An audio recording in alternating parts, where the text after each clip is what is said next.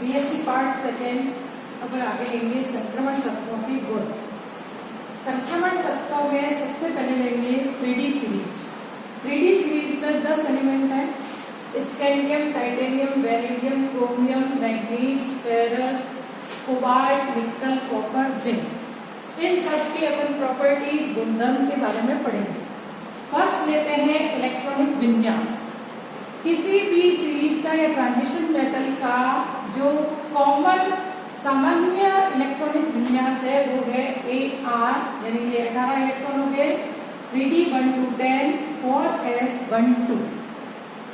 यदि अपन एक एक इलेक्ट्रॉन, एक एक एलिमेंट के इलेक्ट्रॉनिक विन्यास को देखें तो स्कैंडियम का हो जाएगा 3D 1, 4s 2, titanium 3D 2, 3D 3, vanadium, chromium. Chromium अपवाद है। क्रोमियम जो होता है वो 24 पर है, तो इसका होना चाहिए 3D 4, 4s 2। अब यदि एक इलेक्ट्रॉन 4s से 3D में जंप कर जाए तो ये इलेक्ट्रॉनिक विन्यास बन जाएगा 3D 5, 4s 1। अपन जानते हैं कि अर्धपूरित कक्षक अन्य कक्षकों की तुलना में ज्यादा स्टेबल होते हैं। इस कारण से क्रोमियम का इलेक्ट्रॉनिक विन्यास हो जाएगा 3D 5, 4s 1। Mn का देखें 3D 5, 4s 2, Fe 3D 6, cobalt 3D 7, निकल 3D 8, कॉपर। अब कॉपर में फिर इसी तरह से एक इलेक्ट्रॉन यदि जंप करके आ जाए तो ये बन जाएगा 3D 10, 4s 1, और कॉपर का विन्यास हो जाएगा 3D 10, 4s 1। पूर्ण पूरित कक्षक अन्य कक्षकों की तुलना में ज्यादा स्टेबल होंगे। तो क्वेश्चन बनता है इलेक्ट्रॉनिक विन्यास पे क्रोमियम का पूछा जाता है इलेक्ट्रॉनिक विन्यास, और कॉपर का इलेक्ट्रॉनिक विन्यास पूछा जाता है। तो अपवाद स्वरूप दोनों का ही, क्रोमियम का होगा 3D 5, 4s 1, कॉपर का हो जाएगा 3D 10, 4s 1। सेकेंड गुण लेते हैं मेटेलिक नेचर। जितने भी एलिमेंट है, संक्रमण तत्व है, वो धात्विक गुणधर्म रखते हैं। अब धातु किसे कहते हैं? वे धातुएं वे होती है जो आसानी से इलेक्ट्रॉन का त्याग करते हैं। अपन जानते हैं कि सभी के बाह्यतम कोश में S में या तो एक इलेक्ट्रॉन है या दो इलेक्ट्रॉन है, और यदि ये इलेक्ट्रॉन इसे ऊर्जा दी जाए तो ये आसानी से इलेक्ट्रॉन बाहर निकाल दें। तो जितने भी संक्रमण तत्व होते हैं वो सारी धातुएं हैं और सॉलिड स्टेट में पाए जाते हैं। मेनली 3 क्रिस्टल स्ट्रक्चर इसमें देखने को मिलती है, FCC, CCP और HCP। सारे सॉलिड है, केवल मरकरी Hg अपवाद स्वरूप लिक्विड स्टेट में पाया जाता है। नेक्स्ट अपन लेते हैं मेटेलिक पॉइंट।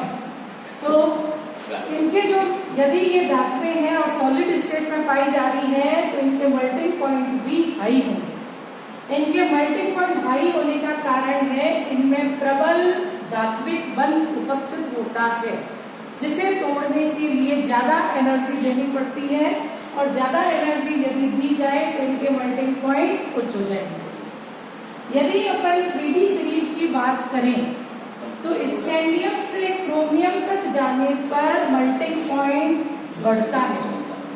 क्रोमियम का मेल्टिंग पॉइंट हाईएस्ट होता है, फिर Mn पर मेल्टिंग पॉइंट कम होता है, फिर Fe, कोबाल्ट, निकल का मेल्टिंग पॉइंट बढ़ता है, और कॉपर और जिंक का मेल्टिंग पॉइंट बराबर हो जाता है। इसका कारण क्या है?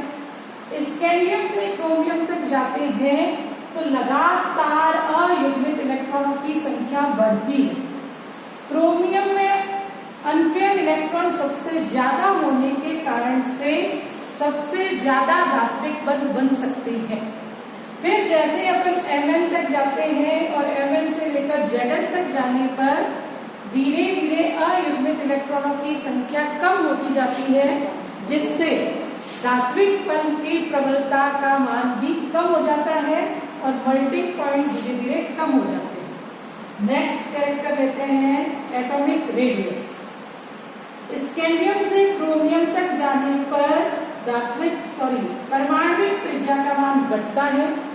फिर Mn, Phi, Co, Ni इनकी त्रिज्या लगभग बराबर हो जाती है और कॉपर और जिंक की त्रिज्या बढ़ती है। ऐसा किस कारण से होता है वो देखते हैं। एटॉमिक रेडियस अपन जानते हैं जैसे जैसे ऑर्बिटल की संख्या बढ़ती है एटॉमिक रेडियस का मान बढ़ता है।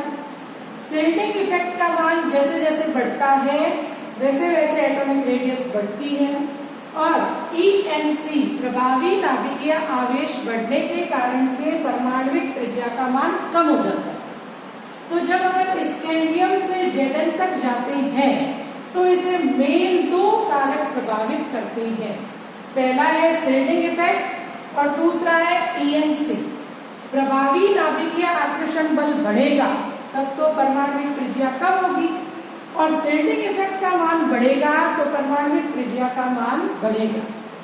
तो जैसे जैसे अपन स्कैंडियम से Zn की तरफ चले तो स्कैंडियम से लेकर क्रोमियम तक जाने पर पहले त्रिज्या घटी। इसका मतलब प्रभावी नाभिकीय आकर्षण बल का मान अधिक है क्योंकि लगातार d ब्लॉक में इलेक्ट्रॉन की संख्या बढ़ रही है, अयुग्मित इलेक्ट्रॉन बढ़ रहे हैं। इस कारण से ENC का मान नाभिक के द्वारा जो खींचे जाने वाला आकर्षण है उसका मान अधिक होगा। इस कारण से पहले त्रिज्या का मान घटता है फिर त्रिज्या लगभग बराबर सी हो जाती है। इसका कारण ये है कि नाभिकीय आवेश और परिरक्षण प्रभाव ये एक दूसरे को प्रति संतुलित कर देते हैं, बैलेंस कर देते हैं। इस कारण से त्रिज्या का मान लगभग बराबर होता है। अब युग्मन के कारण से इलेक्ट्रॉनों की संख्या बढ़ी पर जा तो वो 3D कोष में रहे हैं, इस कारण से परिरक्षण प्रभाव का मान बढ़ेगा और कॉपर और जिंक में परिरक्षण प्रभाव अधिक होने के कारण से त्रिज्या का मान भी बढ़ेगा। तो क्वेश्चन बनता है एटॉमिक रेडियस पर स्कैंडियम से क्रोमियम तक जाते हैं त्रिज्या घटती है फिर बराबर हो जाती है फिर बढ़ती है।